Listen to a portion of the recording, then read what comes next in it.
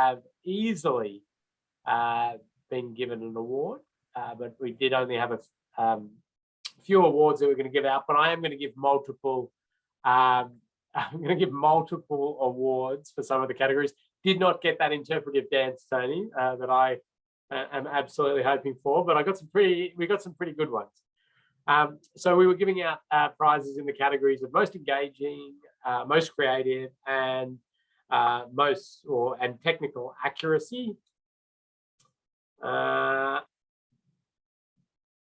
So I'll start with engaging, and the two prize winners out of the engaging category are both TikTok entries. So little short videos, and they did a really good job of it. So that is Liam for his active advanced warning sign TikTok with lots of good pictures and video and great commentary, and Rosie as well for landscaping and road safety. Both very enjoyable, informative, entertaining, and you have, I'm sure, a career in being a social media influencer should you want it. Okay, let's go on to, oh yeah, Catherine, I hope you're noting these. I mean, I've got them on my bit of paper, but if you put them into the prize spreadsheet. I sure will, yeah. The creative, and certainly there was a lot that that could have got into creative category, as those two TikToks probably could have, but we're going to go with Mitchell for his engineering with Ellie the Elephant cartoon, explaining super elevation in a wonderfully creative way, very enjoyable. And my poor kids are now going to get bedtime stories about super elevation and bobsled tracks. And the next one is Stuart Wade for the creative use of all of the dash cam crash footage available out there, and piecing it together to tell the story around road signs and their importance and the like. So those were two creative ways to get messages across. So there's two. Technical accuracy, some really good stuff in there. And it was very hard to pick these ones. And by no means, if you're not on this list, doesn't mean we didn't think it was wonderful. We do put all of these into a share folder so you can see what the others have been producing. We're going to go Nicholas with barriers near curbs as one of them. Really good, concise, punchy fact sheet on barriers near curbs, and done at a nice, I suppose, national level. Didn't delve too much into jurisdictional nuances. And trucks at roundabouts, Matt Power, a really nice, again, punchy fact sheet with a really good information and nicely put together. And a special mention award to Billy on the skid resistance due to the sort of comprehensive booklet style approach to running through all those elements. So we'll chuck another prize in there.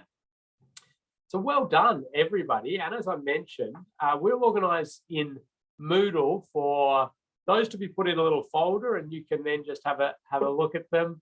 And the reason, as I mentioned, the reason we want you to do that is to take a topic and have a little look into it.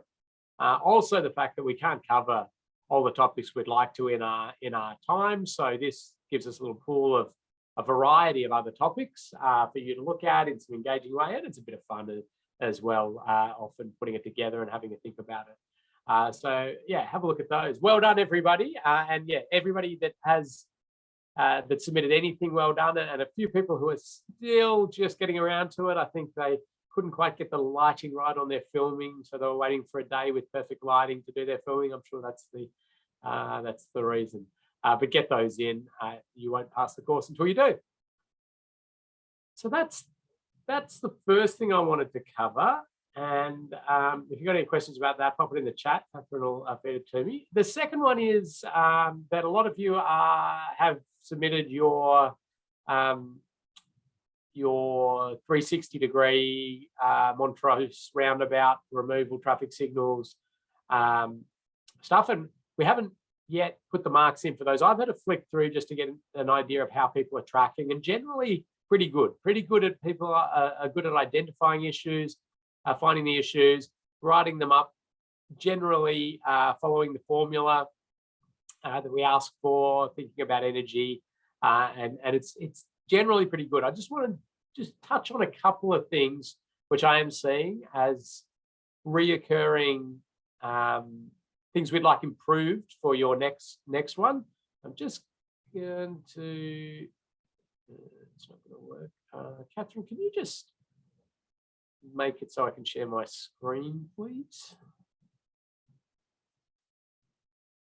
So it's just if you go to the security button.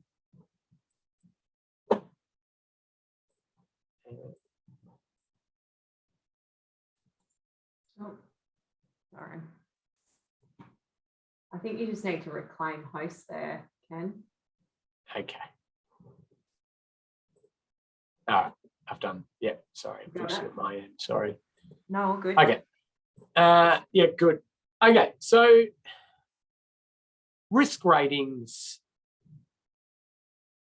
So a little bit of over risk rating, and as it doesn't surprise me. I know it's people sort of new into the auditing game over risk rate because you found an issue, you're imagining how often people will be, I suppose, caught by this issue, and it's really hard to imagine it, not causing crashes.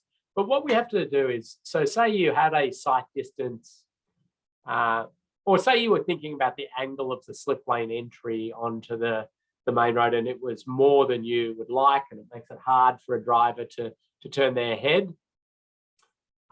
You might be thinking, well, that's going to be problematic all the time, like for every car, and so almost certain. And then the crashes could be up in the serious fatal crash.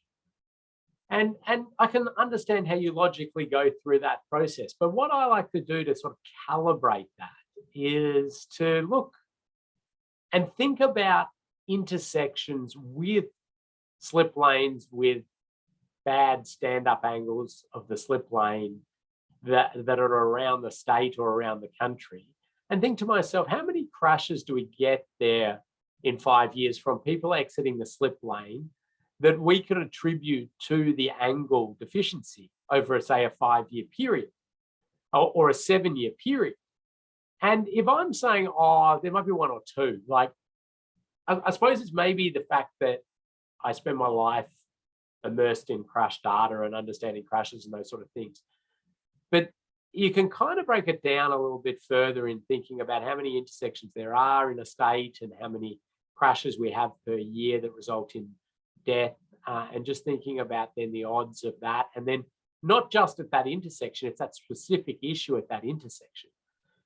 Now, it's not to say it's not an important issue, but I think we've just over risk rated it.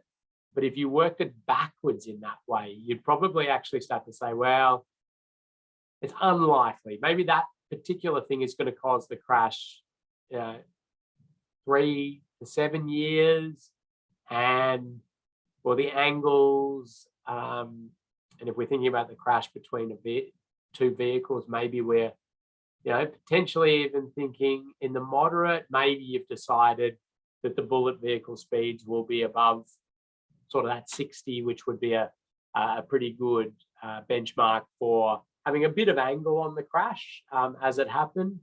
So you might go in the high from that sense. It's fairly rare. It's fairly rare for an auditor to put extreme risk down as the risk rate. It's not to say it doesn't happen, but we really do want it used where the risk does fit that characteristics. And we will be expecting, if they build what they're sort of planning to build, every year we're seeing fatalities or serious injuries as a result of that specific thing that they haven't done right. So I hope that sort of explained it. I'm happy to elaborate on that if people are still a little bit confused. but yeah, just a little insight into risk rating there. That was one thing. In terms of trying to understand those energies of crashes, and do they sit in that serious fatal side of the line, or are they back?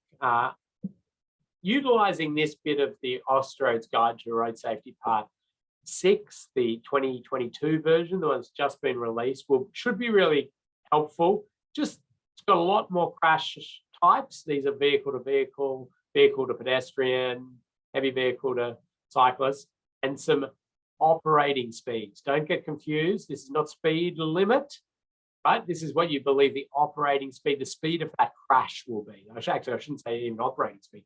It's actually the speed of impact that these are happening.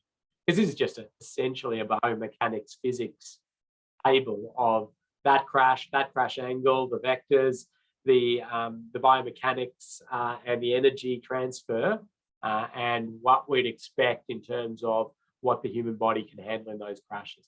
So that will give you a little more guidance and a little more help in trying to clarify that. So those were two. The only other one that I did want to mention was just, most of you are actually pretty good at this. And I think we pointed you at that quite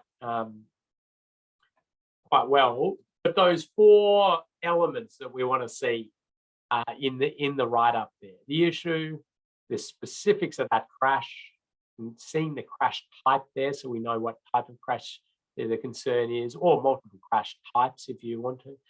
Risk factors, and if appropriate, standards and guidelines. And I mean, maybe that slip lane angle one's probably a good one, where there is pretty definitive guidance on what angles are accepted for slip lane entry onto or the stand-up angle of the slip lane at the 70-degree mark there. So it's pretty clear in a standard and guideline, as well as the fact that you believe it's a concern, if you thought that was a concern. So just remember to do that as well. And the one last one is that categorization between primary and supporting.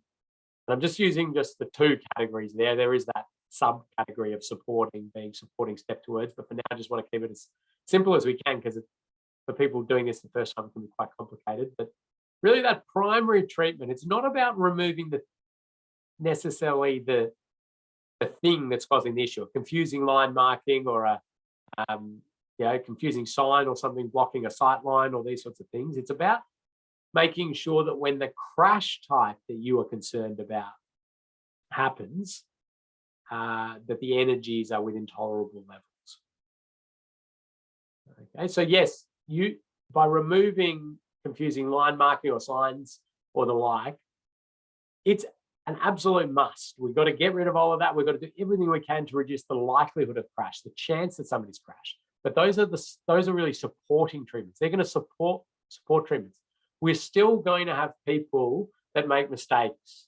If we've got all the lines, the signs, and everything right, okay, we've minimized the chance people are going to make mistakes, but people still will, because there's stuff out of our control in the road environment that means they might make mistakes. They might be intoxicated. They might be texting. They might be looking at, out the window, or worked a triple shift, or who's to know?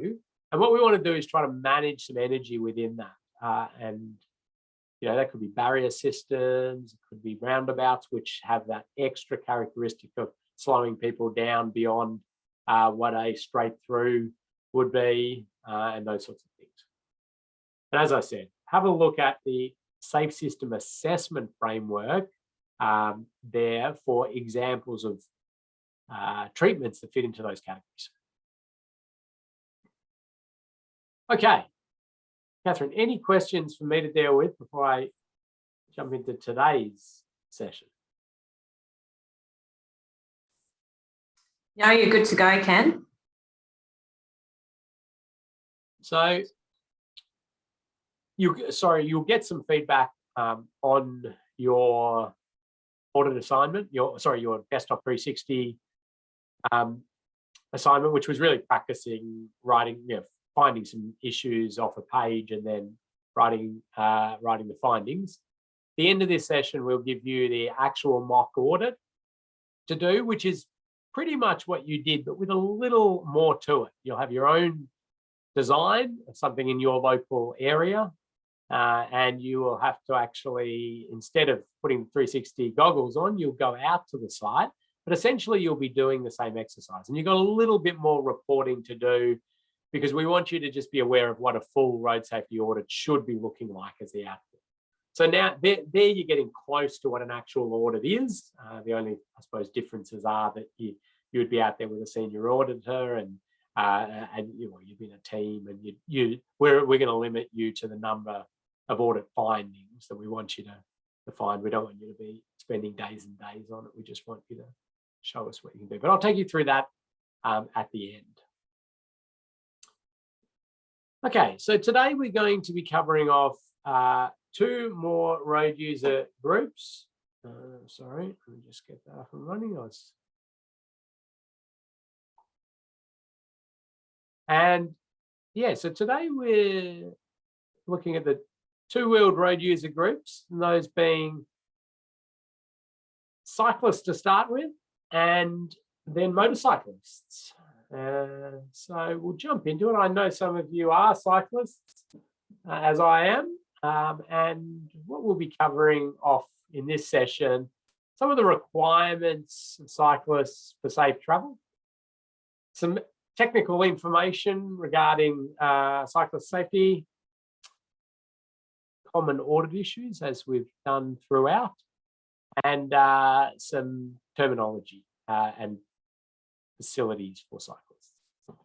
We're really at a sort of high level, some dot points on cyclist requirements: separation, clear sight lines, space to ride, smooth surface, speed maintenance, and I'll explain that shortly, connectivity, and information. But really, an auditor, regardless of whether you've been asked to do a specific cycling audit, and I'll tell you a bit more about that later, or just you're doing an audit of anything, you want to think like a cyclist. You want to think like a pedestrian, you want to think like a motorcyclist, you want to think like a truck driver, a car driver, but you also want to, you want to think like a cyclist. And imagine riding through there and asking yourself questions. I turned right here, with the car see me? I'm in the dooring zone. What would I actually stop and dismount here? These sorts of questions, and that can help you identify issues. But thinking like a cyclist, it can be a pretty broad thing, because we have cyclists of all types. Now, we often talk about thinking for the 8 to 80-year-old and designing for an 8-year-old and an 80-year-old, and your sort of city then should be very friendly for everybody, because it will have all the characteristics required. Now, this for cyclists is true in a sense, but there's also these extra categories of cyclists where we see the lycra-clad cyclists, the mammals, as they're called, the middle-aged men in lycra. Then you've got your sort of commuter cyclists, and it's quite interesting that our facilities that we often build are not utilised by some of these particular groups of the cyclists.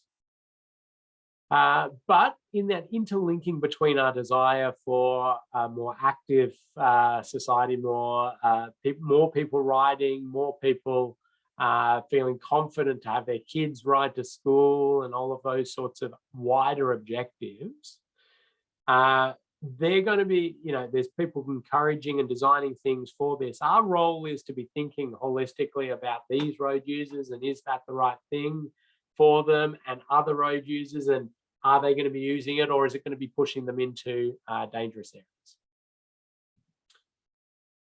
Now, there's some interesting different bits of guidance. First of all, if we talk about undertaking that road safety audit and thinking about cyclists, the current Austroads guide, the part 6, has some great stuff. It has some enhancements in the prompt lists in terms of vulnerable road users. More was put in there about vulnerable road users in the most recent update.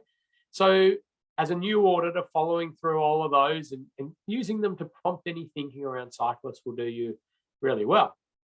there's a couple of other documents. And one that I particularly like, which not too many people know about, are the shared path audit guidelines the Victorian government put out a while back. Still really relevant and just gives some more insights from that shared path perspective. Some of this got taken and put into this document, but not all.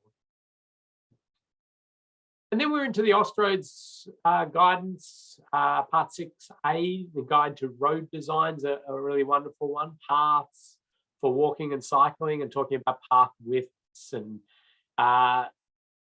fence types, offset of hazards, crossings of roads, all sorts of good stuff.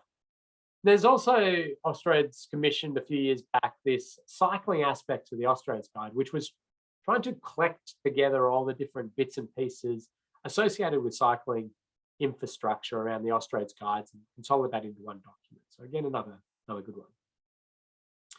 In terms of the standards, we've got 1742 part 9, which is bicycle facilities, and that gives you some of the real specifics of what should be signed and not signed, and how you sign it, and where different bits and pieces happen. Now, again, as an auditor's responsibility is not to check that everything meets that standard, but we do expect you would know that and be able to contextualize things within the context of that standard. And then there's lots of stuff out there. And I by no means I'm going to put it all up, but each jurisdiction is putting out more and more guidance on how they particularly do things, how they like to see things, planning guidelines, local governments are getting in there, state governments and others. So put a few there, some of them that we've been involved in developing, some others out there. But if we go to the international space, you'll see, again, a few more, which we've put most of these on your memory stick and in Moodle, so you can download them. The one we haven't put on there is the Crow manual. The Crow manual, though, is your sort of Bible of cycling infrastructure. It's from the Netherlands, and it's pretty amazing. That one you'll have to purchase yourself if you're keen. It's not cheap either. Okay. So I just want to start off by just saying there is a heap of information out there that you could delve into. And I know many people out there just spend their lives only doing cycling stuff. But what I want to do is bring it back to, I suppose, some road safety audit specifics, again, some classic issues that we find, and how you can sort of go through thinking about those. So what I'm going to do is start with longitudinal grades. Now, longitudinal grade means that drainage grade that runs parallel with the line of travel. And you can see there from that photo that a cyclist will potentially drop their wheel into that grade. Now, this is the one, you don't see this in designs anymore. I mean, you've got to keep an eye out. You don't see it in design. Most designers are very good, aware of this. But what you do see, where you do see it, is existing roads, but also an existing area that's getting some upgrades, and that's not part of their upgrades. And that's the opportunity for us to intervene or, flag this as auditors. Of course, if you see it in the design, they're planning to put one in, and it's going to run parallel with the road, you'd point it out. But certainly for me, it's been a lot of, in my career, we're doing cyclist enhancements along this route. So they're adding bike lanes, they're adding head start boxes, cycling lanterns and the traffic lights and things. But these remain in they're a legacy item, they're still there. And so that's sort of a great opportunity where we're attracting more cyclists. They're trying to make it safe for cyclists. We should be picking this stuff up. So that's that. We got a little, again, link to a snippet. You can get that off your PDF notes if you want to see a bit of video footage and some more notes on that. A common audit finding. In fact, that one I've had two expert legal witness cases that I've been involved in, involving these great. So one was a shopping centre development. They're doing upgrades to the shopping centre, adding lots of bike racks near one of the entrances, sort of trying to encourage bikes in a particular way. And exactly the way that the cyclists had to go had 3 longitudinal grates in a row in their car park. And cyclists went into one and seriously injured themselves. So that was one. And one was just a legacy local government one. And so, yeah, when I'm in the presenting my information, I say, well, it is the first thing I talk about in the road safety audit course when I'm talking about cyclists in terms of a specific issue. It's the classic. So it really should be picked up. Okay. Another one which is a little more, I suppose, nuanced, but not uncommon, but maybe not as common as or obvious as the longitudinal grate, is take this design example, and this year's adding bike facilities along Sydney Road here. So green marking, they're doing some threshold treatments. They're adding bike storage boxes, and this road here, Blythe Street, the signals operate with you get the right turn out, and then they do a left turn arrow. So, but they're planning to put a bike storage box there. Now, what can happen? The bike storage box is there, so the cyclists can store there, and then they get it nicely out ahead of the pack, and they're clearly in view as vehicles go. But the challenge will be that if cyclists are sort of storing in that box area, that the green arrow will come on for cyclists for cars to turn, and then we've got this sort of forced conflict where the cyclist is in front. Now, it's an issue. It's something you can pick up. The challenge I find with this one is risk rating, because I don't think that we're going to see a lot of people intentionally mowing down cyclists. I think we've got a road rage issue, but really road rage is not a particular focus of a road safety audit. But I suppose there is then the potential for quite chaotic manoeuvres to happen, drivers going around, and we just don't like it as well. It's just not good, and it shouldn't be good. So we pointed out, but I do find risk rating that a little challenging. Okay, this isn't going to be the poll quiz. This is going to be a type in your answer quiz, because I'm about to put up a path, and I will give a prize. There's there's one specific issue that I'll give a prize if you're the one who finds the issue, one particular one, but there's lots of things you'd pick up as a road safety auditor here, but there's one in particular that I will give the prize for. So let's have a look at this. I will also give just a little prize if anybody can tell me what country this is. But type in there, what issues do you see for a cyclist here from a safety perspective? And pop them in there, and prize for the country. And Rosie gets the country prize, first in with Wales. And I said come in again there, Matt. Matt was in there with Wales. But yes, no, that is a Welsh example. And in fact, I'll tell you how good my Welsh is. I can translate that almost precisely. It translates to cyclist dismount. I'm not going to try and pronounce it. Okay, so Rosie gets a prize for that. But Catherine, are you seeing any ideas come in of issues for cyclists here? Yes, so we've got sightline issues, DDA tactile all over the place, no sightline again due to the fence, fence blocking sightlines, drain. Someone's picked up the drain there. great direction. Good one. Cyclist dismount sign through the line marking shows you can cross.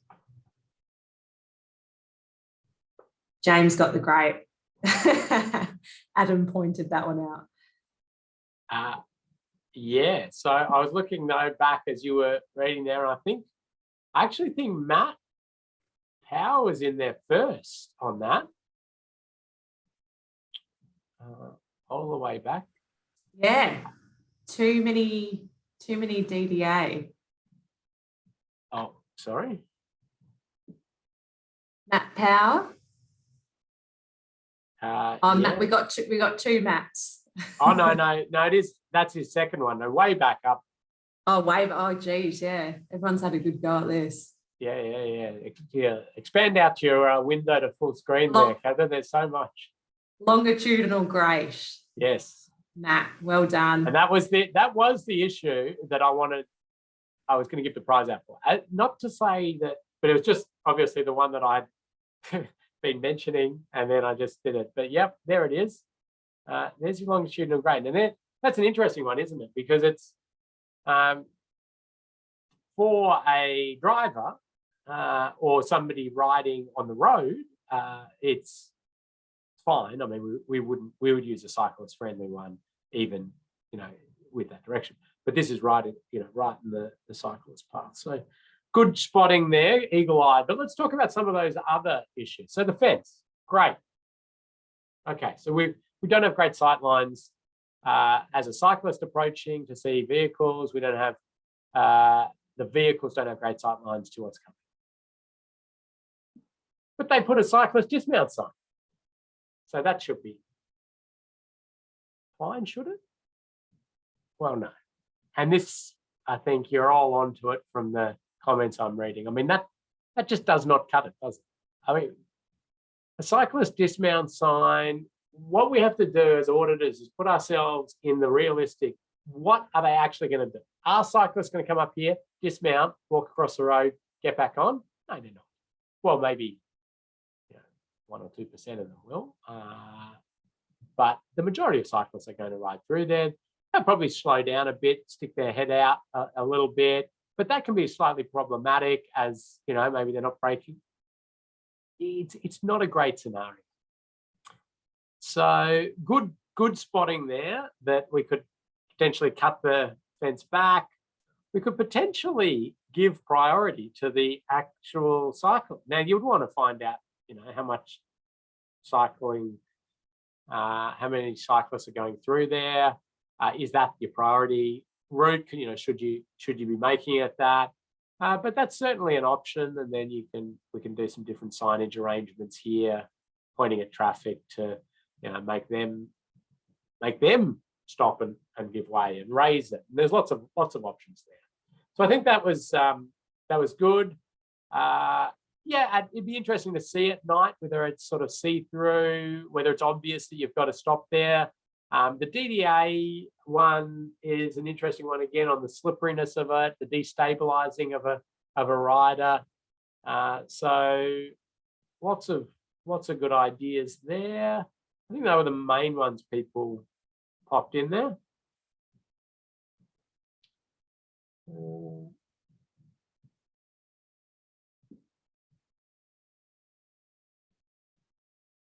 Okay.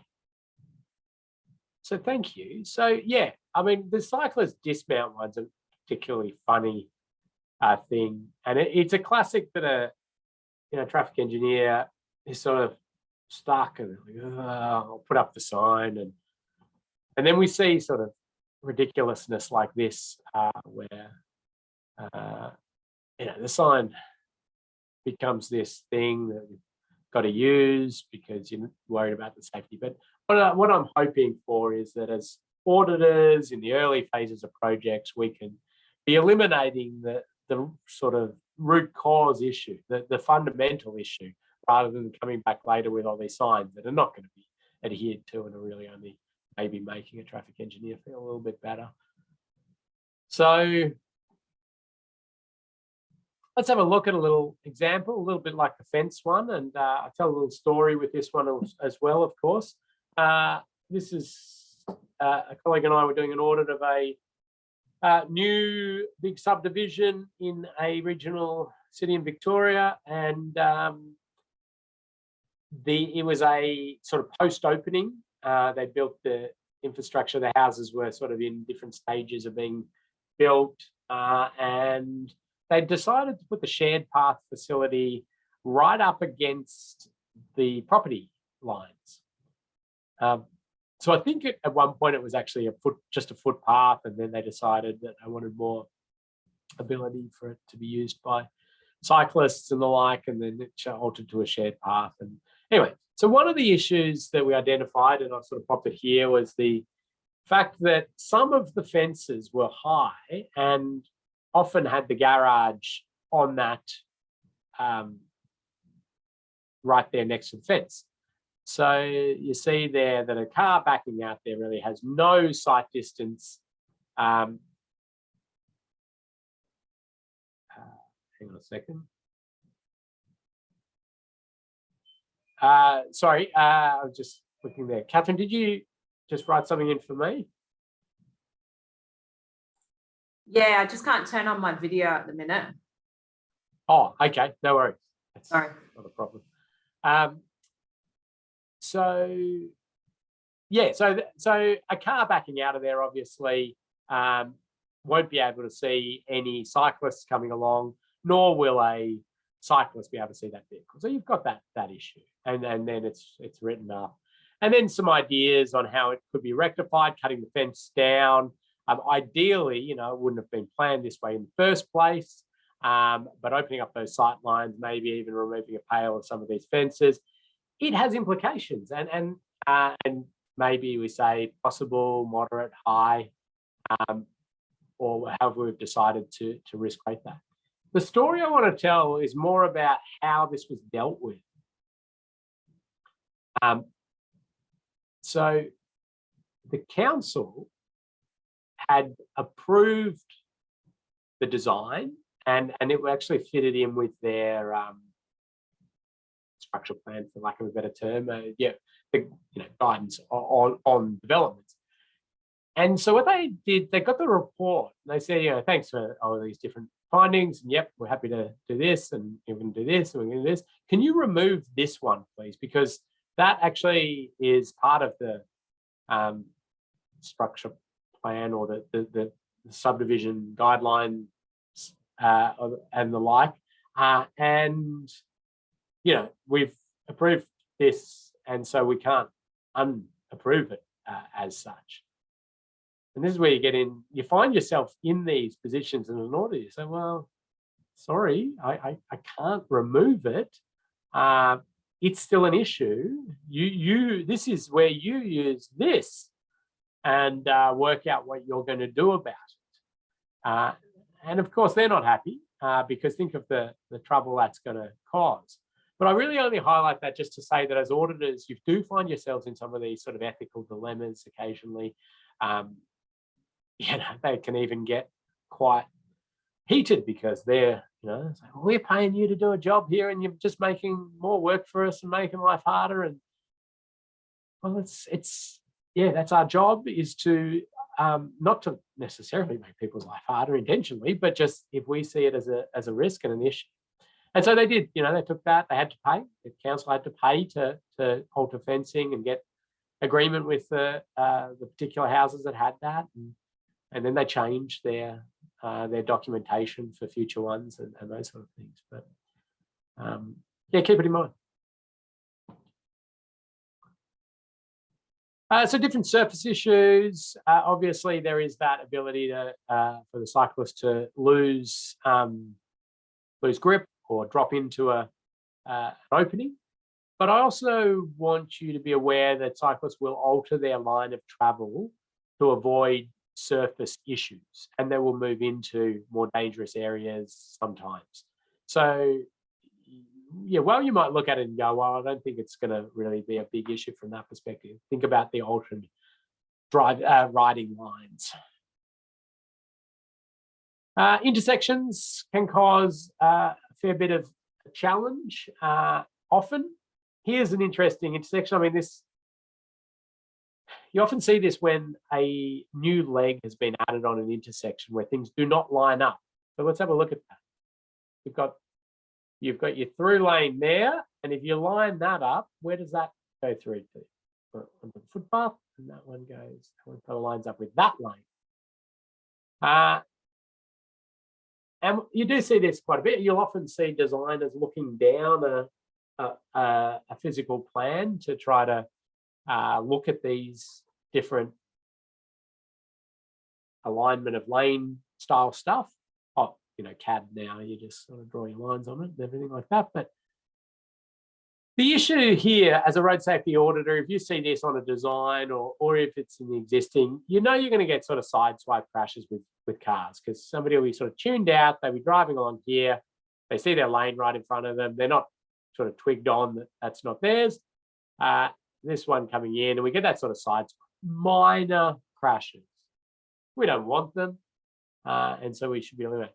But it's when the cyclist is in that mix as well. So you've got a cyclist there and that's all happening. The cyclists are the ones that come off worse. You can see here the cycle facility just sort of drops off, and that's also very common. There is a good little document to have a look at. It's called "Don't Give Up at Intersections," and there's cycling design guidance for intersection treatments.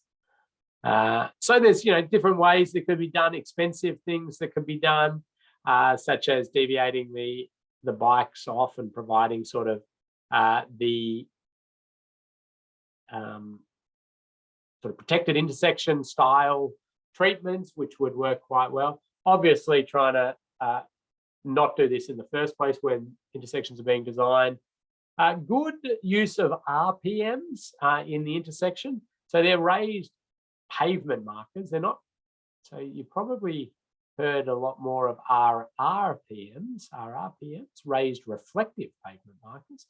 So the RPMs are the dome-shaped ones that don't have the retroreflectivity to them, but are very, I suppose, good at lining you through an intersection like that. Potentially, there's some line marking options as well. It gets a little more problematic when you're in that.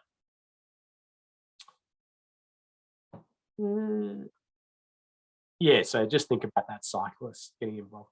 The other one, again, very sort of it's hard to treat without doing very expensive stuff, but is associated with a vehicle coming through, a cyclist coming through there, and two lanes. So you've got your stand-up lane there, which is that sort of lane that emerges at an intersection, opens up a bit, so you can get more vehicles through per signal phase, and then closes back down. And that means you've got a vehicle that's coming up here, and where are they looking? Well, you've got another vehicle there. They want to accelerate. They're looking over their right shoulder, making sure they can, and the cyclist can be in that mix and be in trouble. So you're providing that extra space for cyclists, ideally separating them there, potentially even head start phases for cyclists can help. Just more things to be aware of. You jump in at any point, Catherine, if there's anything that I need to deal with in terms of questions, but I'll just keep moving along. All good at the minute, Ken. Thank you. So roundabouts are another thing to look at. And if you're looking at a plan for a roundabout, or you're looking at the existing roundabout, you should be thinking about cyclists, pedestrians, motorists, heavy vehicles, the lot. But in terms of cyclists, let's start with urban one-lane, single-lane roundabouts. And there used to be a time where Austroads and the jurisdictions would advise that you should push the cyclists out as far as you can within the roadway. So you can see here, push the cyclists, get them out of the way, get them out of the trouble. And that was what was done for many years. And then it was sort of discovered that there's two issues with that from a safety perspective. And there are lots and lots of crashes with cyclists at roundabouts. So it got a fair bit of research done into it. So two issues with this.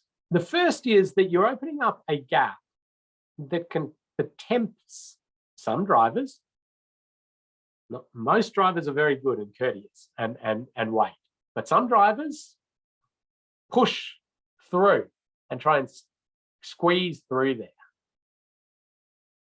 So that's one. The second is a really fascinating phenomenon, and I encourage you to do your own research on this one, but it's called look but failed to see. And look but failed to see is the behavioral psychologists absolutely sort of love the concept and really delve into it. But a driver that comes up here looks out this way, right? And a cyclist is coming along here. And the cyclist goes into the roundabout with the right of way, and the car drives straight into the cyclist. Look directly in that where the cyclist is. Now, the reason the behavioral psychologists are so fascinated by this is they really go into detail of a driver in Australia and New Zealand is approaching that intersection with something in their subconscious that they are looking for, and that is a car. And they look. And it's not a car that they see, it's a bike, which increases the sort of cognitive processing time because it's not what was front of mind for them to be yielding to. So you've got that increased delay on that. But there was some extra research to say the positioning does not help as well. So even though it's sort of very clearly open sight lines and everything like that, the kind of expectation is that what they're yielding for is there, but this thing's there. And again, this is all subconscious stuff. Of course, if you ask them, oh, no, you've got to give way to way there. And so there was more research and things done to show that if you could get bikes into the middle there, they're more prominent, they're more in an expected spot for yielding by this vehicle, and it gets a better outcome. So Austroads shifted its guidance at that point, and shifted its guidance to say the preference is that a cyclist claims the lane and goes into the middle of the lane approaching the single lane roundabout. And this is the sort of configuration of how it's suggested. Now, can somebody prize for the first person who tells me what that symbol is called?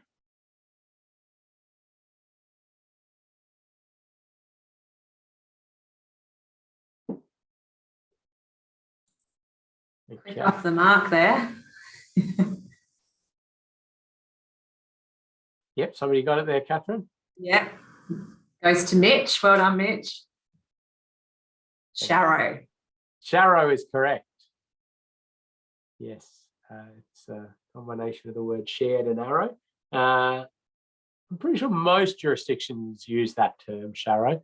But anyway, so it's an indication that, yeah, this is a bit of pavement where both a cyclist and a vehicle will share the bit of pavement. So we want, give priority to whoever's there first, essentially. But yeah, I suppose the question you ask around this sort of treatment, it's got its good safety characteristics. Probably people, I don't know, like myself or commuter cyclists are going to sort of do that. But you've got to be reasonably confident on your bike to go out in front of a four-wheel drive and claim the lane. And you're certainly not going to send your 8-year-old out to do that, are you? So are we really providing the safest facility? And that's where then we sort of have evolved further. And I'll show you shortly sort of what the best we've got for these are. But 2-lane roundabouts, highly problematic for bikes in terms of a vehicle. So a bike coming along here, wanting to turn right,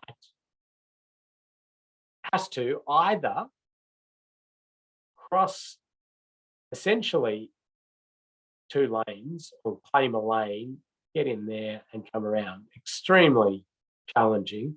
Or they take the outside here and then they're trying to cross with the exiting vehicles there.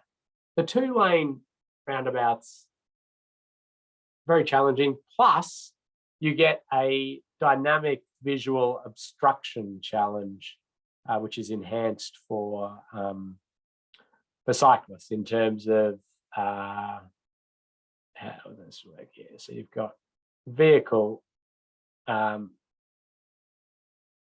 you got, vehicle there, cyclist coming through here, vehicle coming up here. It's sort of that sight line blocked, and they might continue through, and we have that crash there.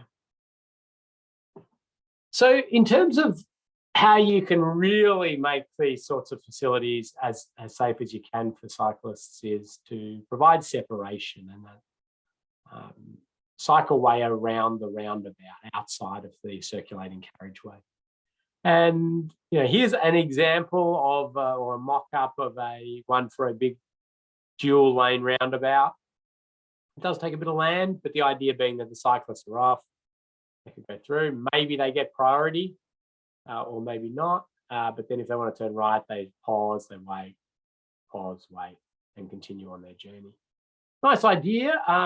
For those two big two-lane roundabouts, there's not too many examples of this sort of stuff out there. There's a couple of things that have emerged which have elements of this.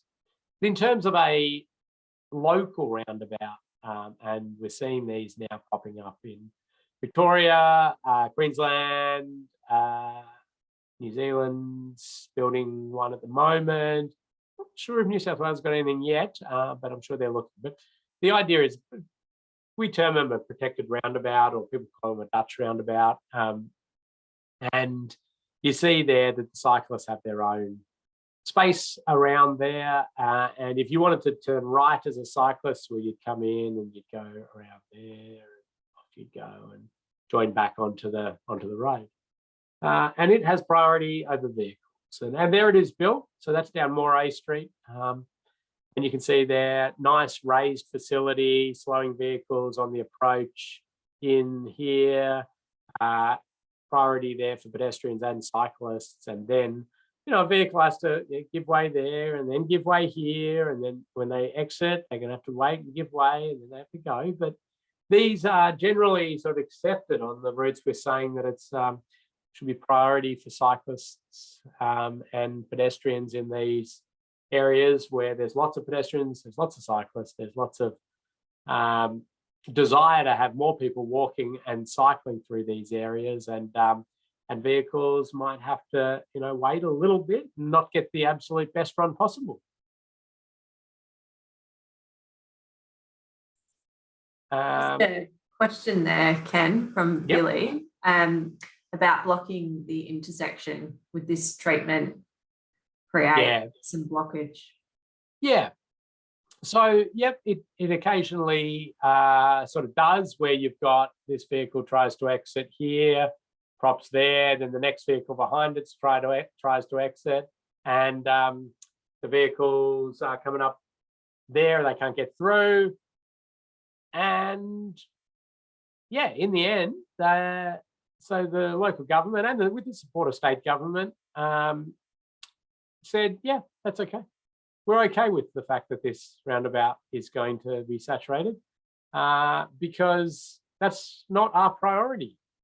Our priority is not to have this as free-flowing, optimizing car travel through there. We don't want the locking of pedestrians standing waiting and waiting and waiting to cross the road, or cyclists waiting and waiting and waiting, or being put in danger. So, it's about understanding your transport planning objectives and the like. And then from a safety perspective, it actually performs really well. To be honest, my personal feeling is it performs so exceptionally due to the raised platforms, because everybody is so slow going into the whole thing and aware. But it's it works pretty well. And just a comment on the raised platforms being close to the roundabout could potentially cause heavy vehicle instability. No, that's another really good point, and something that as an auditor you consider, you look at, you think about the vehicle types using this. Certainly, you have service vehicles through here and the like, and maybe the occasional removalist truck or the like, and some others. And you think about that. The speed of vehicles still through there and heavy vehicles so low that it's quite reasonable, but it's something, yeah, you wouldn't discount. We haven't had any issues down there in the sort of 5 years it's been around in terms of heavy vehicle rolling or anything like that. And just another point on whether signals would be a better outcome there over the roundabout treatment, Ken? Potentially, it'd be an option. I suppose you do get good general traffic flow with the signal still, with the roundabout still. So, you know, you come here at night, vehicles, yeah, they slow down to go through, but they're not having to wait. And, you know, things keep moving.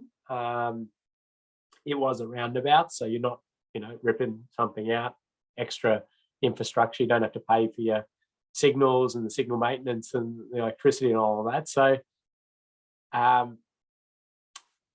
yeah, I mean, I think this is a pretty nice treatment in this context, but yeah, you got to think about all the contexts.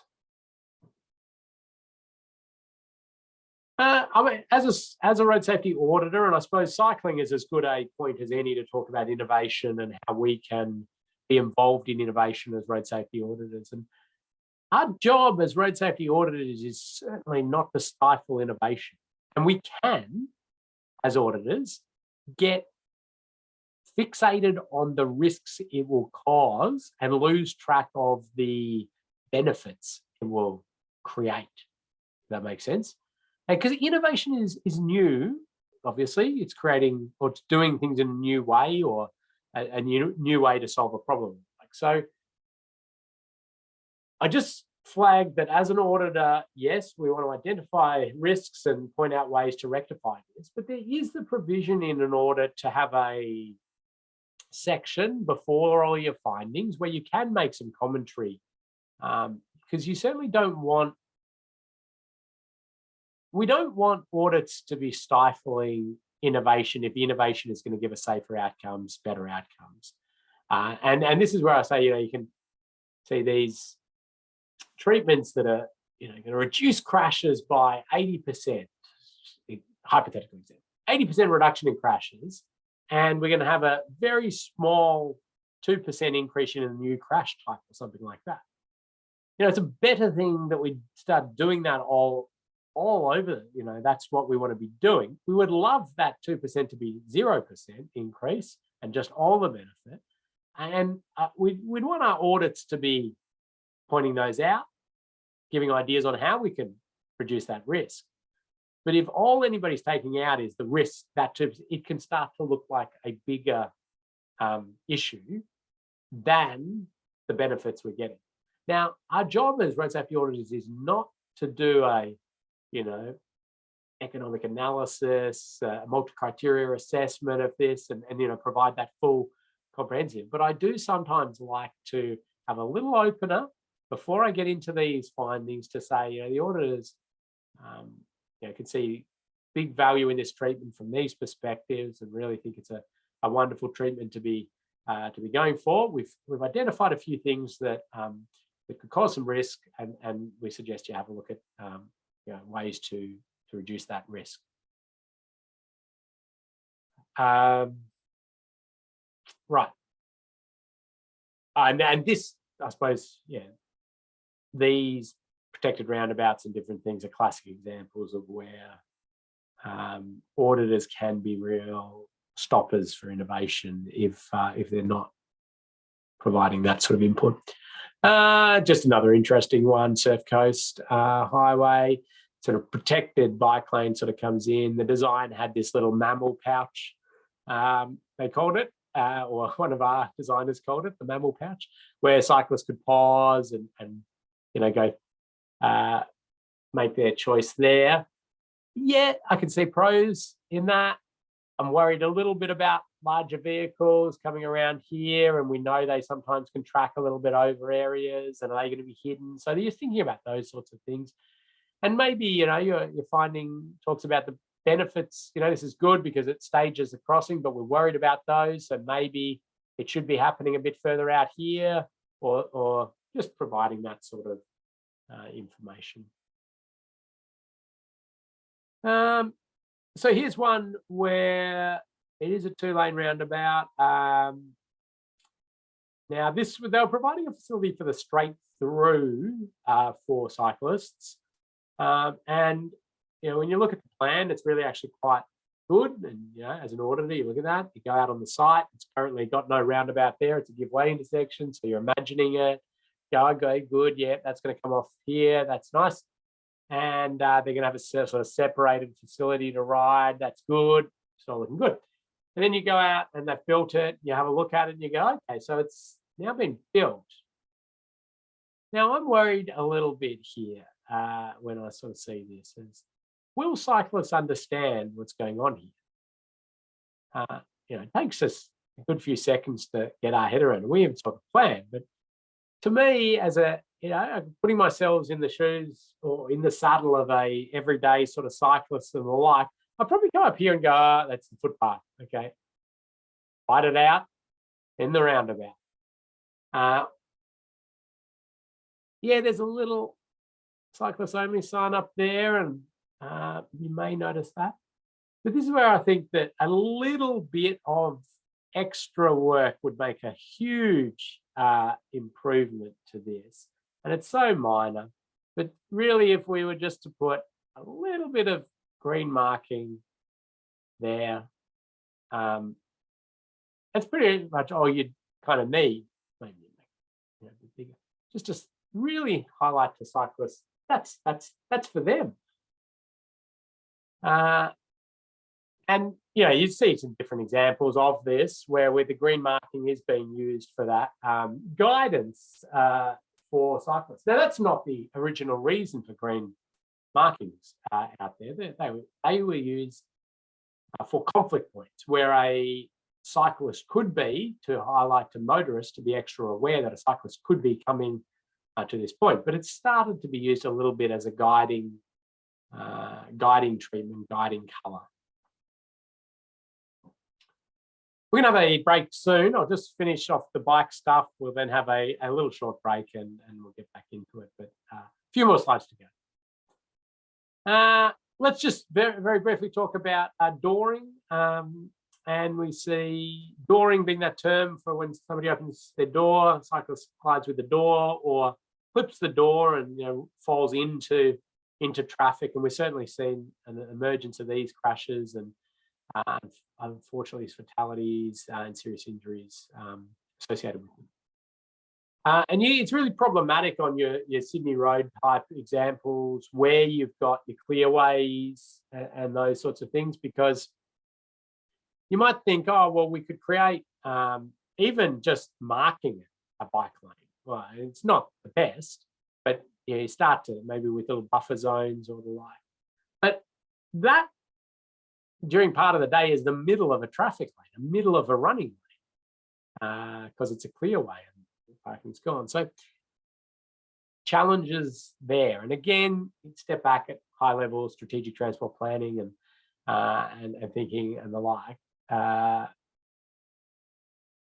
But even when we do that, we have permanent parking and we mark it, it's better. I mean, there's some space, there's the acknowledgement that there could be bikes there. But really our ultimate for these sorts of roads, if we're going to keep that parking there, is to provide these separated, physically separated facilities, the Copenhagen style.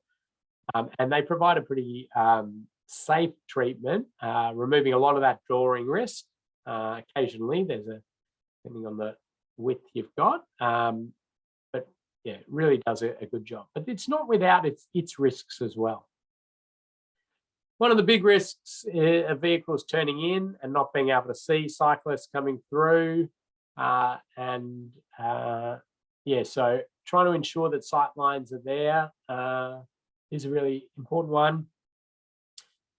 Think about how disabled people park, get their access on and off there. People coming out as well.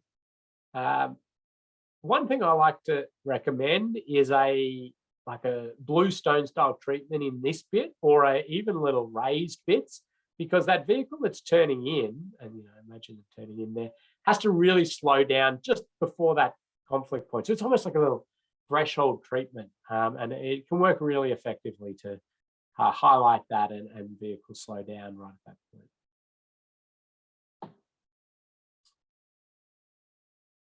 point. So there's an emergence of shared paths, cycleways, crossing roads, and having the priority, like has been signed here. Actually, in Victoria, we now sign that like that for those playing from the Victorian state. Others, Queensland, I think, does the same in terms of how they we're doing it. But essentially, what you're doing is creating the shared path to be a road, and this be an intersection, and the cars don't have priority. So it's there's one from the car perspective, from the passenger seat. You can see you come up to that, you give way just as you would at a car intersection, but it's the shared path that goes through. A little snippet there of some video footage of riding through them and the like. And that's where you see as the cyclists continue through. Another couple of little ones. Local area traffic management has some wonderful advantages for cyclists in terms of slowing vehicles down, but can create these squeeze points for cyclists and vehicles. And so things that narrow the road are great at slowing vehicles down, like one-way slow points, chicanes, even roundabouts, local urban roundabouts and things. But what you're often finding is you're squeezing those cyclists in that same area. So if you can, be really thinking about cyclists in your design, I mean, this sort of stuff, I think, is really elegant in terms of achieving its objectives. A one-way slow point, or a slow point for vehicles, which is basically where you just make it only wide enough for one vehicle and you let them work out who's going to give way and how that's all going to work, and they slow down and it works really well. It slows people down. But the cyclists get that clean run through, don't get caught in that squeeze point. So if you're auditing local area traffic management schemes and you're thinking about bikes as well, think about whether these sorts of things are possible.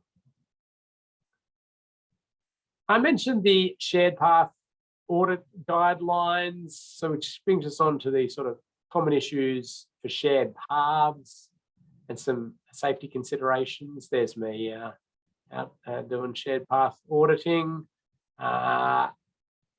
So path widths, obstacles, hazards, horizontal and vertical alignment, surface conditions, path intersections. It's probably some obvious stuff to a lot of you, but it's always good to think about, and a bit of a way for you to think about it. But the intersections are like road intersections, and we're going to have conflict points there. And so you do want the priority to be clear. Here's sort of classic one from Bendigo where it's just really unclear who has priority. And so you're going to have points where it may just converge that nobody knows who's giving way to who. Sight lines, advance warning, sign guidance, 90-degree intersections are good, and reduce speeds. And they're actually pretty good principles for normal intersections as well. Another example here of where the path up here going down here kind of looks like it's got priority, and this one, but actually this is the main path along here. So again, potential sort of confusion there. Drop-offs, and drop-offs even away from the path edge. So even if that was sort of line marked with an edge there, you wouldn't be accepting that. You got to think about cyclists will leave the area, like dogs on the path, kids riding little bikes, and all sorts of things happen out there, and cyclists moving along sometimes avoid. So even these sorts of drop-offs, we want to be protecting those using the different fencing available, and think about hazards a little bit off the path edge as well. This is where the Austroads Guide to Road Design Part 6A can help you, and helps you with some distances and ways to address this. And anything rigid in the path itself or in the separation between paths, like this fence, is going to be problematic. And especially even at night. I don't have a nighttime photo of this one. I should grab that, but can be an issue. Paths often are in low-lying areas because it's good land to put a bike path on rather than a house or the like. And so thinking about the debris and the mud and the rocks and things that get put onto the path at different points in time and making sure we're keeping that clear. I mentioned fencing. Fencing can catch a handlebar, pedal, and so there are specific cyclist-friendly fences that should be used. And there's a few different types. And you can see that they are, here's an example of one, but designed that the sort of shoulder of the cyclist is the part that strikes and doesn't catch that handlebar or pedal.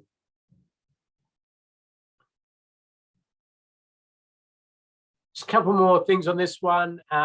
Back of guardrail or safety barrier can have that sharp Charlie block there.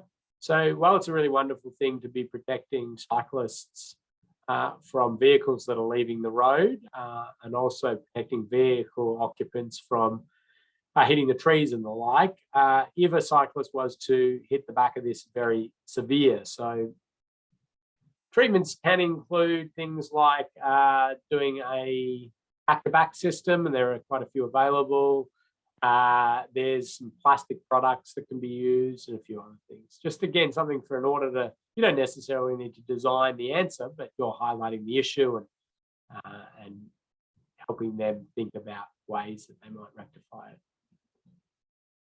Blocking off path entries. This is it's somewhat out of favour, depending on how it's done. Certainly, you don't want to put chains across a thing like that. Think of that at night. Somebody looks like tied a bag there to warn other cyclists and the like.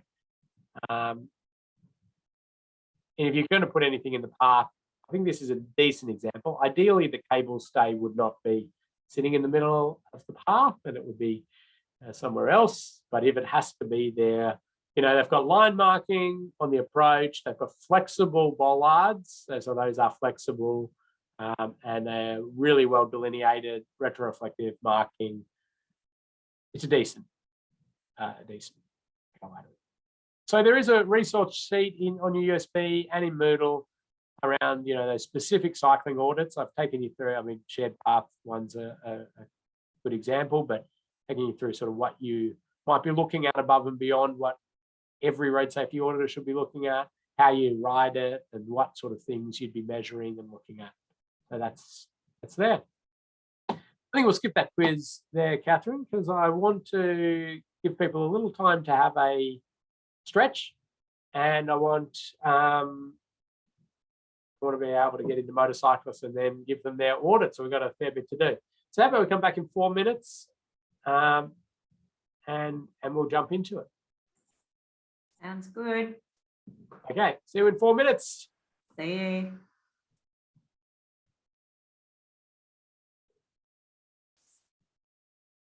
So Ken, I can't open my video, turn my video on. Yeah, I think I just fixed that. Oh, you fixed that. Oh, there I go. Look how close I am to the screen. Oh, good. My eyesight's not that bad, even with glasses. Oh. All right. I'm going to fill my water up. I'll be back in a sec. Yeah. All right. See you in a second.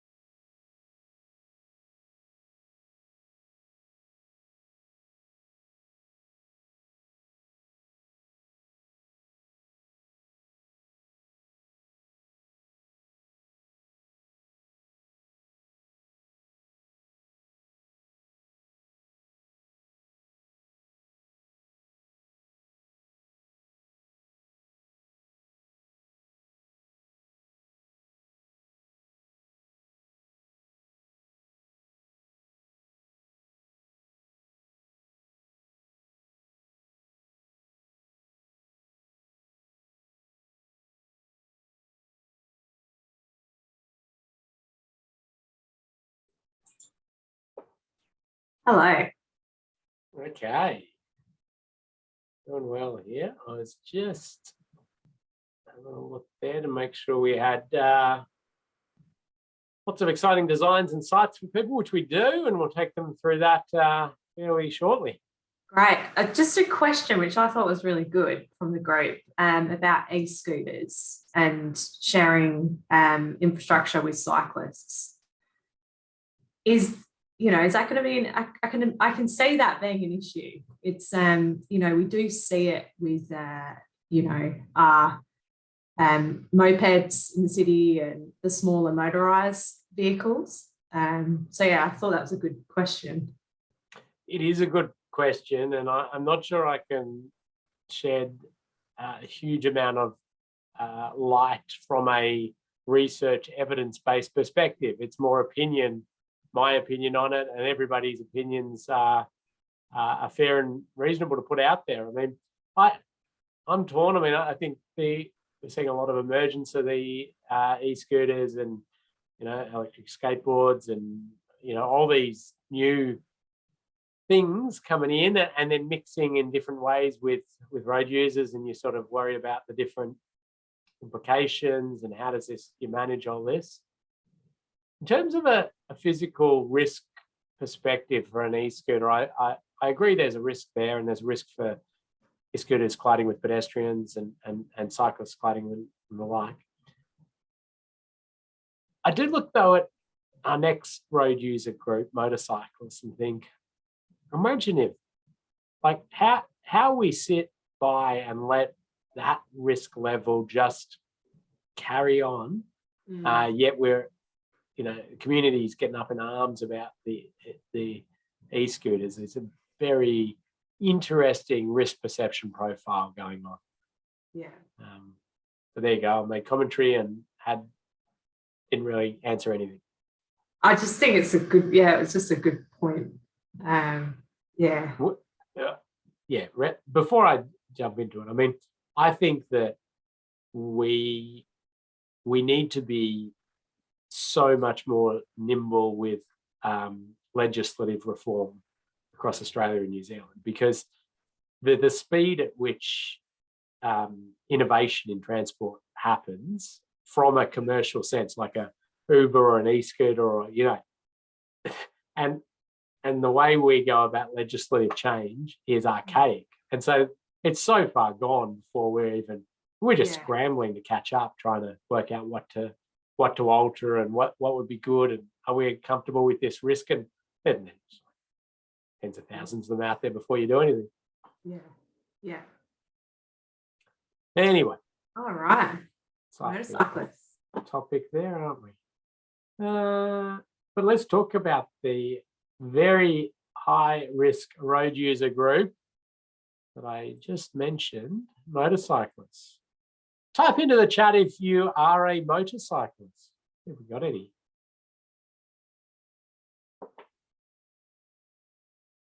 Yes, we've got. Okay, got a few. Good. Oh, should have asked who's not. See. Yeah. Good. Okay. Hey. Well, sorry, Catherine.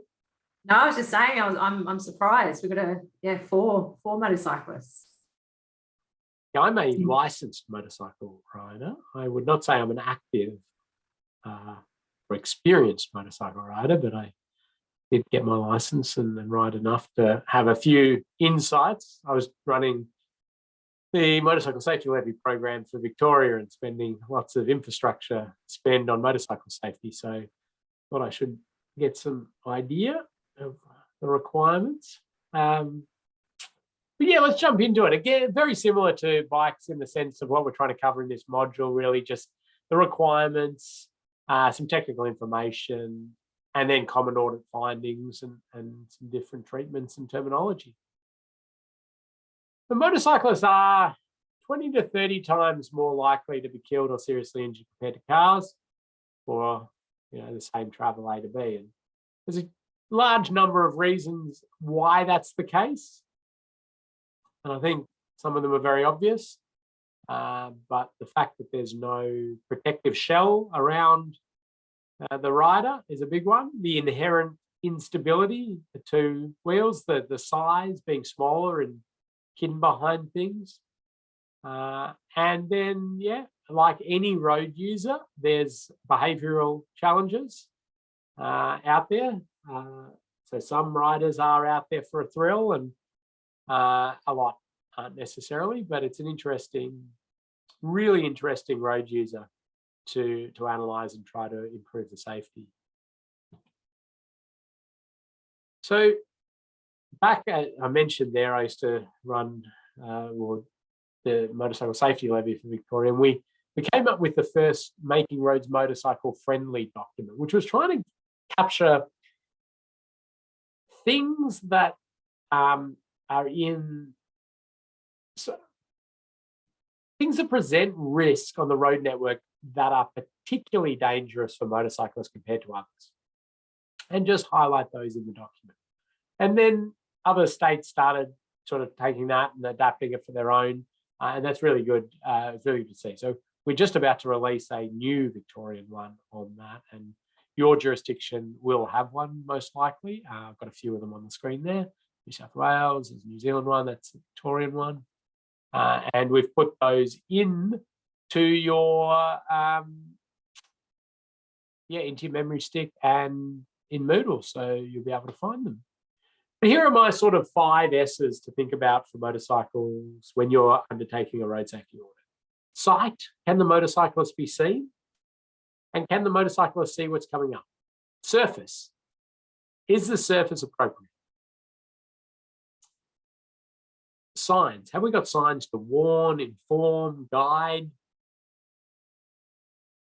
What happens when the motorcyclist is crashing? What are they striking? Or what is striking them? So I have to make an S out of that word. So strike is the word. And speed. So what's influencing the rider's travel speed, the other vehicle's travel speed? And so if we think through each of those, it helps us in a bit of a framework of thinking around risk for motorcyclists in infrastructure.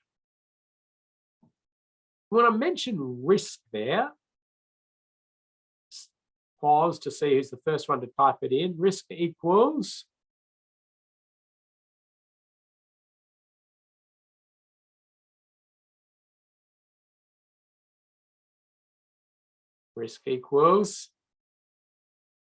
it's the formula we use for risk. I think we covered it in the first one. Thank you, Matt. Oh, and Adam's in there. Likelihood times severity, or probability times consequence. Yes, that's right. So likelihood times consequence. So when we go to thinking about those 5 S's, sight, surface, signs, strike, and speed, being able to see the motorcyclist, the surface, and the sign, they're all trying to stop the crash happening in the first place. Really important part of what we're doing as auditors, trying to stop crashes happening. Strike is the consequence. I don't know why that says likelihood, because I was updating the slides. So strike is consequence, and speed is both likelihood and consequence. So let's go through these each in detail. I do see Tony's popped in there another S, isn't he? Skills. I think you're on mute there, Catherine. Yeah, it's a good point, isn't it? Skills. It is. And I mean, there's sort of what makes for safe travel for motorcyclists. And yes, skills, all the different alertness and all these sort of things. But I suppose as road safety auditors, we're a little bit removed from an ability to influence that or assess that. And so we sort of, yes, definitely a holistic road safety perspective. That's an important part. What have we got that we can lever in terms of the infrastructure? And we can't really impact on their skills as such. So let's go. I'm just going to go through those S's, and like any of these topics, I'm just touching on a tiny few little bits and pieces, but just to open that or switch that light bulb on in your head to think, oh, motorcyclists, every time I'm thinking about an intersection or a new road length or a design, I thought about motorcycles. What do they need? What are their differences? And it's really the principles. I want you to get that principle of thinking that through, and you will then think of other issues and things that we're not going to cover today, and there's more in the prompt list as well. I mentioned motorcyclists smaller even than smallish cars, and motorcyclists different size, and that can impact on sight lines and things that block the sight lines for a motorcyclist. Just an example here of a rider being, sort of a lot of the rider blocked by a very small sign. So things like power poles, signal controller boxes, small shrubs, trees, and things which you wouldn't traditionally call sightline impediments can impede the ability for a driver to see a motorcycle. So thinking about that. Thinking also about dynamic obstructions in terms of vehicles. So a rider sort of hidden behind there, doing well, wearing the high-vis vest, so that sort of stands out a bit. But what your role will be as a road safety auditor is to be able to imagine a design, look at a design, imagine it built. Okay, so that's a challenge first off. But then imagine how it operates, where vehicles are going to prop, where they're going to turn. When they're propped in different spots, what sight lines are going to be blocked for other road users? So trying to think about those sight lines and dynamic visual obstruction, and riders are particularly susceptible to dynamic visual obstruction just due to the fact they're smaller, and well, I suppose sometimes because they're a little more unpredictable in the way they move through traffic. Also providing that advanced warning for riders when they don't have sight lines through an area over a crest, and really good, it's really just good practice, AS 1742 signage of a route is pretty exceptional for a motorcyclist, because it's, as long as it's consistent throughout and pre-warns of any sort of things that are coming up. Okay, here's a warning sign of a curve coming up. I'll give a prize if somebody can tell me the technical term for this type of curve. So it sort of tightens up on you. It's got a technical name. There you go, curve tightens.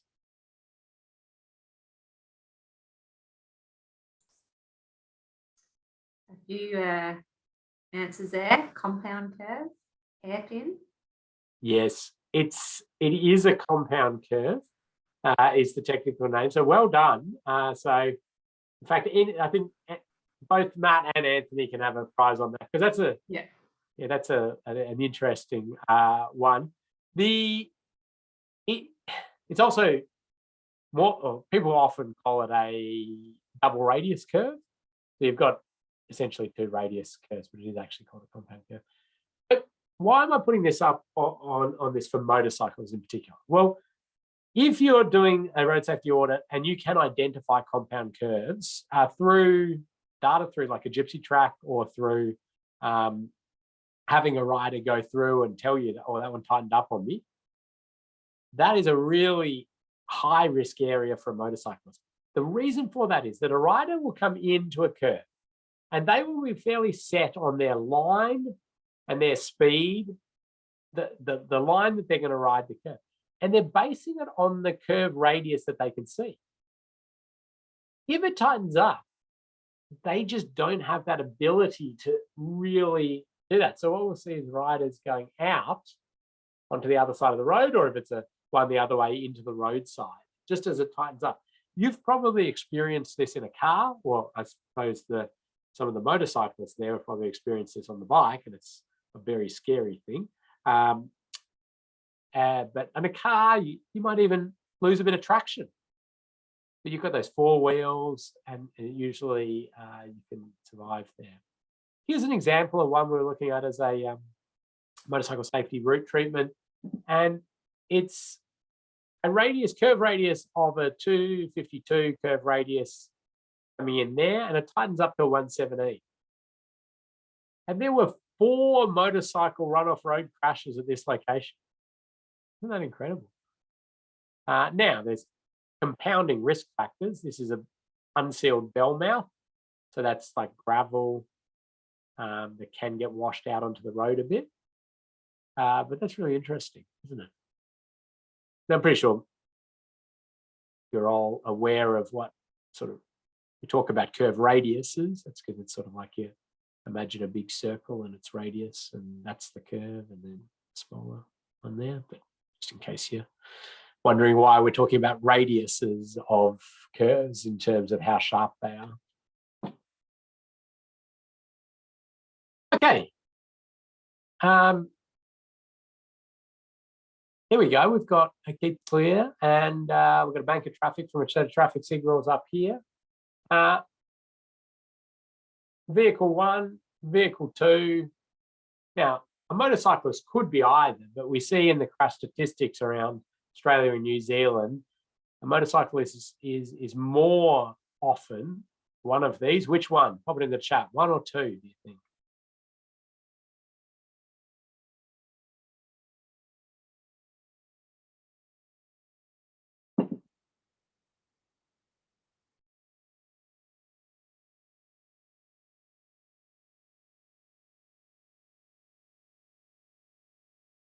People, I think, having to think about it. Couple of 2s there. 1. Oh, we've got a bit of a mix. Lines. Yeah. Well, the answer is 2.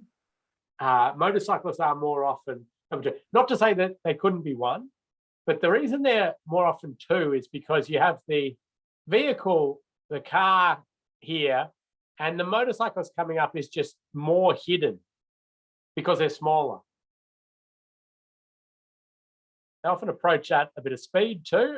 Some riders are really good at being aware that this is a hazardous risk and slowing down and being ready to take evasive action. But the fact that they're very hidden.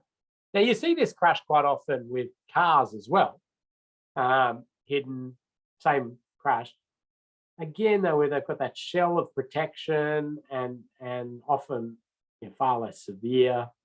And we see the same for bicycles. If that was a bike lane, it's a very common crash type for bikes as well. But number 2. So then I suppose, actually, I can show you a little picture of that one.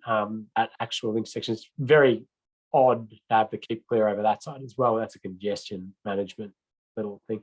But you can see the Pajero that's turning in there would have had its sight line completely blocked by this truck. So a motorcyclist, if there was a motorcyclist coming up on the other side of that truck, that's the issue there. So what can we sort of do about that, I suppose is the question. So if you're auditing and you're making recommendations, what sort of things could we be thinking about? Any ideas there? I'll give you a second to have a little ponder of that.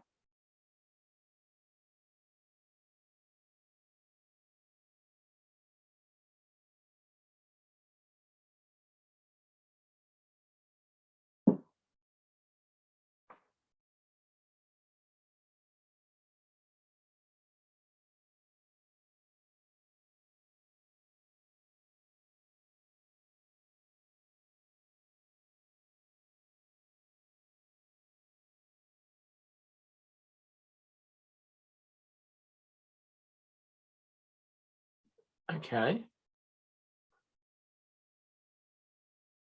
I've seen one answer come in there, so thank you, Billy. Would it be better to have another signal here to coordinate with the next one? That is a very good idea, and it certainly has been used, and it works quite well. So yeah, you could have another set of signals. Whoop, sorry, I've turned my pen off. signal here that just links to the other one. You can even have this signal as just orange and red. You don't even need the green there. So that would be an option. It's a bit of cost there, but other ideas, Catherine, anything else coming in?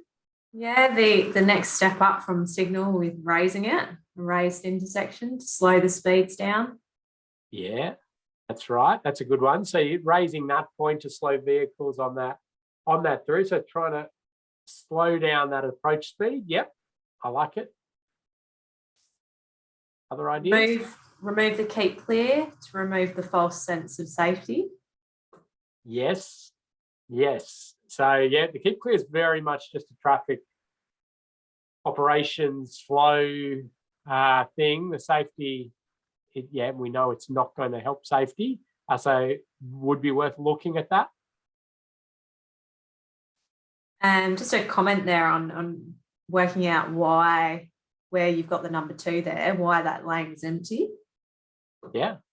Well, I mean, that's a great question. We've got a lot of demand for this lane, and not so much for that lane. And what's going on there? That's a bit odd, but yeah. Removing the right turn. Yeah. So you can remove both if there's decent access around in a safer location. Considering roundabout probably too close to the next one. There is, I think those are good. I think there's lots of other treatments. One I always like to point out, I mean, this is a very massive keep clear, so it's maybe not the best example, but possibly moving the hold line back a bit. You don't need to move it back too much to open up sight lines a bit more for both. And the motorcyclist gets a little bit of extra view and the turning vehicle has a bit more time. So that can be a decent, very low cost way to at least sort of reduce that likelihood a bit more. And we mentioned motorcyclists sort of getting hidden behind trees and things. There's a little example of a motorcyclist shooting off the front of the pack, and vehicles can be coming out and we can see some issues. So let's talk about surface briefly. A rider leans as they go around a curve, and so your center of gravity is then shifted out.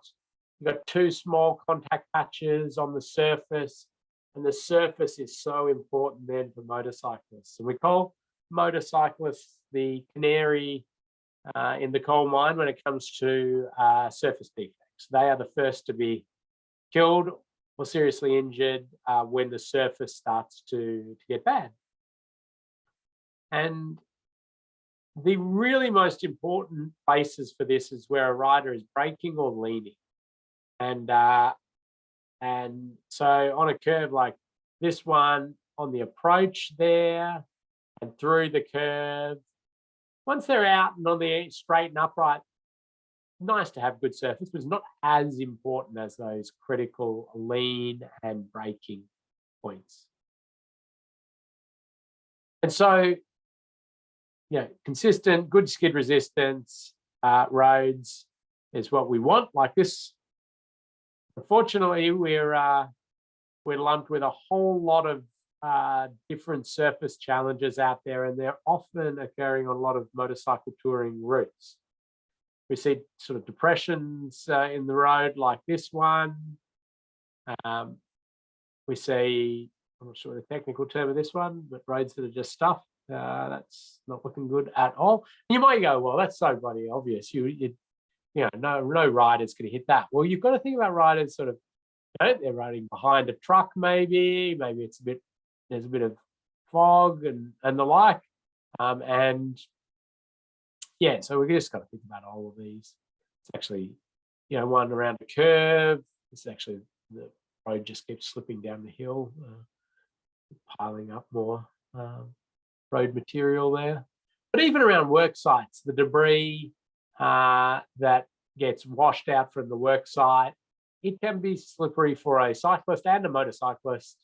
And just thinking about that, I do have bugbear with construction sites tracking mud out onto the network, and it becomes this sort of slippery area for a cyclist or a motorcyclist. So we do want to be thinking about that as well. Patching and those sorts of things. If you can, we want to patch out to the full width, especially on motorcycle routes, because the join is going to give two different surfacing. It's often the area where things start to break up a bit. So that would be the ideal.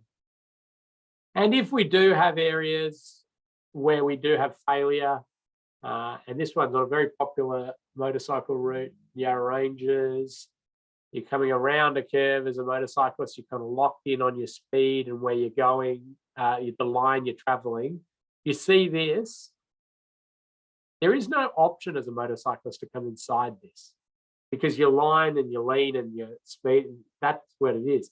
Your only options become to pull the bike upright, which is going to push you out there, or to avoid this by going out essentially onto the wrong side of the road. So what we need to do is obviously try and fix these and get it right in the first place and everything like that, but really highlight and warn of any surface deficiencies to riders very early on so they can take evasive action. Also thinking about our steel lids for services and those sorts of things, slippery when they get a bit wet for cyclists and motorcyclists. And again, it's still, I like that other one I mentioned, pretty obvious, but maybe not if that motorcyclist was turning left behind a truck and it was dark and there's a little bit of fog on the visor because it's been raining a little bit. Now we're, creating a scenario of a bit more risk. So if you can get rid of those service plates, that's good. If not, maybe good skid resistance surfacing and color to try and even further enhance it, reducing the risk a bit. But when you're auditing and you're looking at designs, if you can ensure that the services we're not going to have the service pits in the roadway and in the circulating carriageway, we're at a far better advantage. So we do see roundabouts often where the design has a service in it. And so we're wanting to move those out so it's not in there, because remember, riders are leaning, they're probably have to brake in these points, and we don't want surface issues. And lots of ways to improve surface just skid resistance, which can be very helpful for a rider, water blasting, different high skid resistance surfacing can be very helpful. Here's an example of a treatment, high skid resistance treatment on the approach to an intersection and through the intersection, but didn't do this bit because, well, it's expensive, this stuff. And that's not the particular area of risk for the riders, is it? Because on the approach, they've got to brake hard sometimes. Through here, they may have to maneuver to avoid, but out here, they're much lower risk. And trying to seal all the way up to barriers is really helpful for motorcyclists. If they've gone in this curve a little bit too hot and they drop into unsealed bits, that can be dangerous. But if they've got a bit of extra maneuvering room, it can be really wonderful and helpful. Curbing is enough to destabilize riders. The more mountable the curb, the better. And so we've got, well, barrier curbing like this, but semi-mountable curbing is better, fully mountable curbing is better. And this is a little video just to show you how small a lip can destabilize a bike. Now, no particular issue with the roundabout here. In fact, I think it's quite well done. But I just want to show you the destabilizing.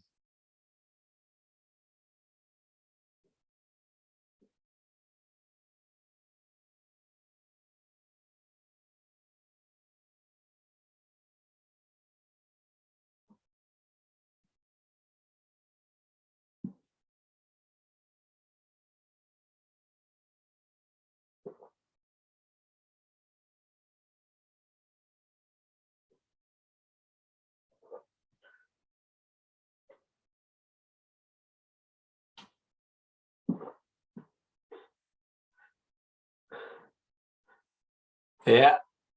So there you go.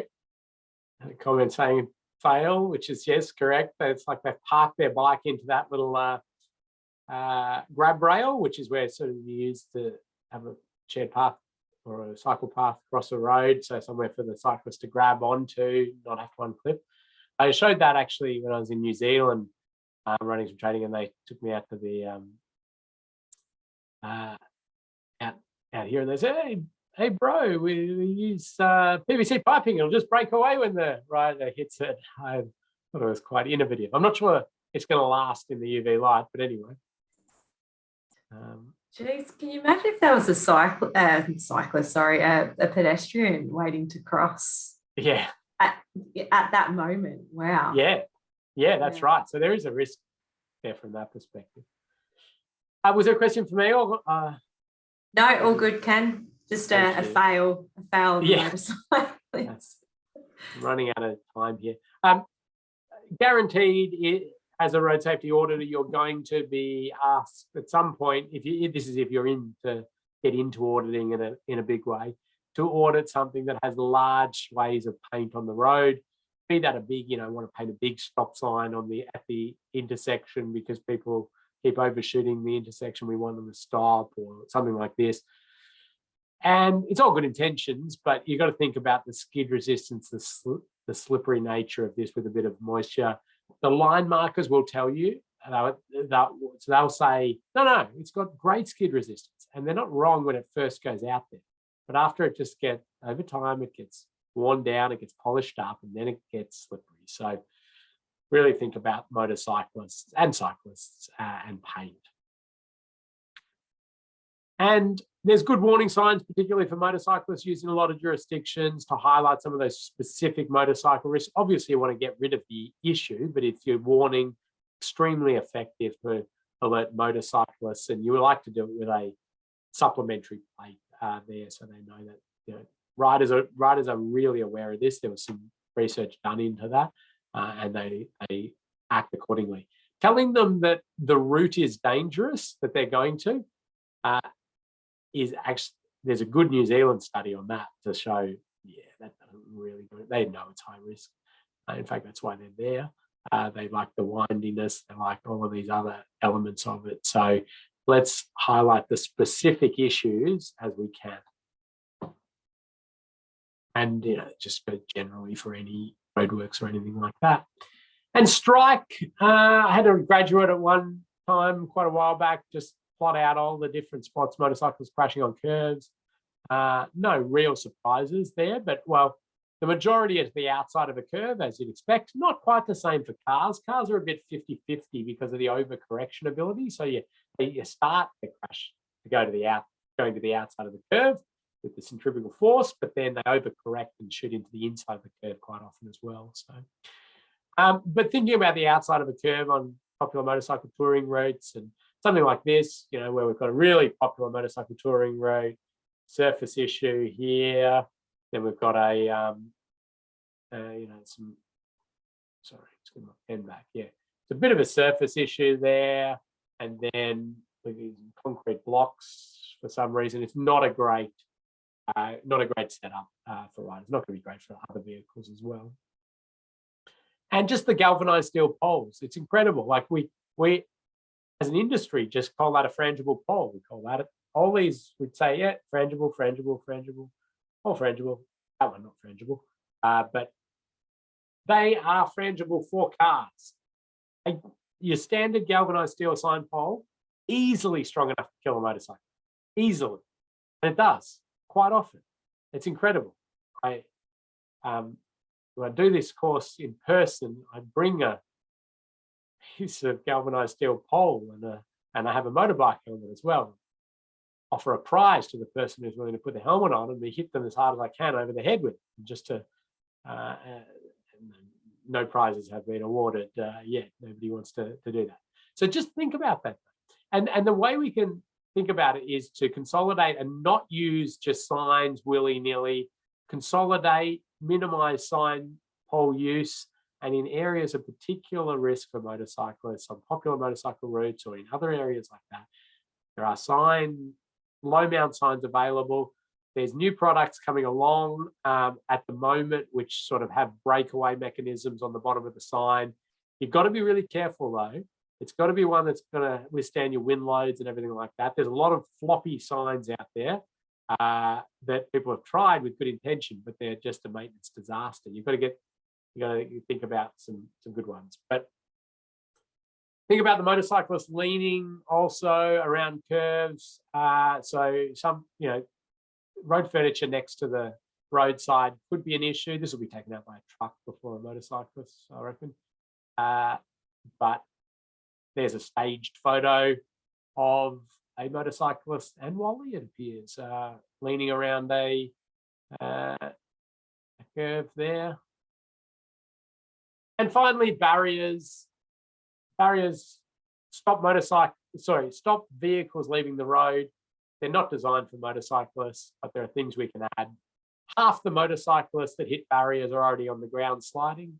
The other half hit the barrier and go over the top.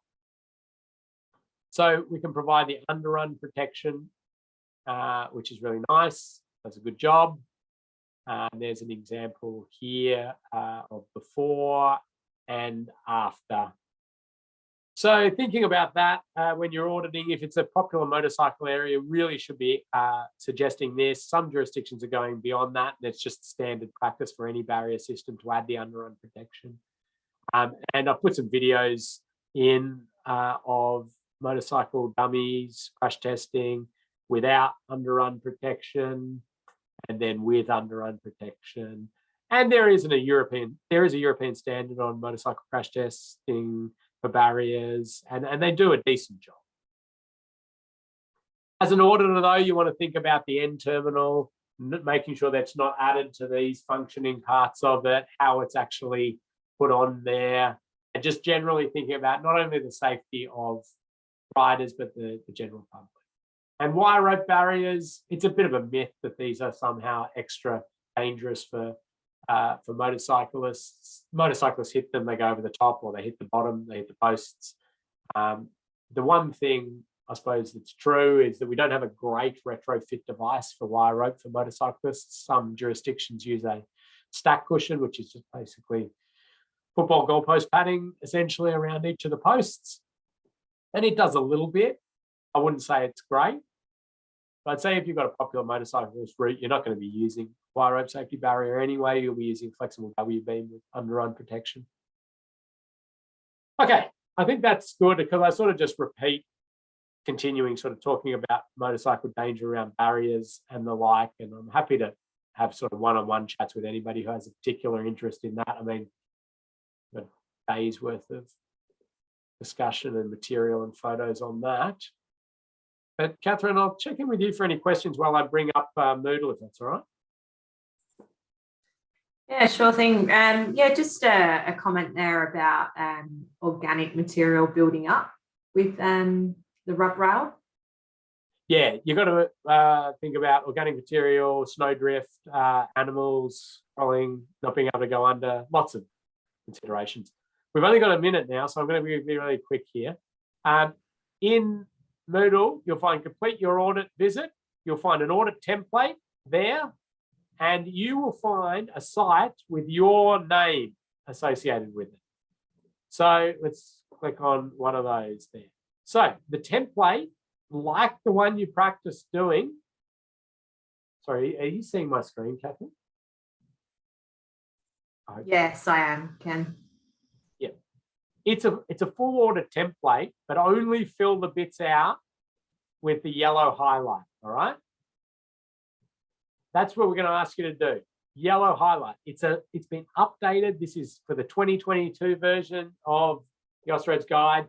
You're going to fill out only the things that are highlighted, and you're going to come up with 3 recommendations, only 3, okay? And you're going to do this for your, you're going to do this for your design, and that'll be different.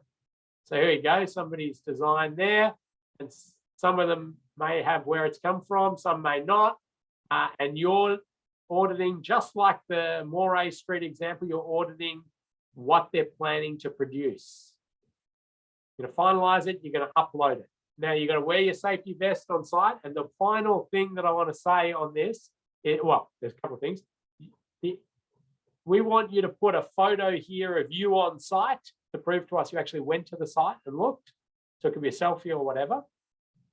Each of these sites has been assessed as low risk, as long as you don't do anything stupid like try to, I don't know, get out there and put your head down and look at the crossfall of the road or anything like that.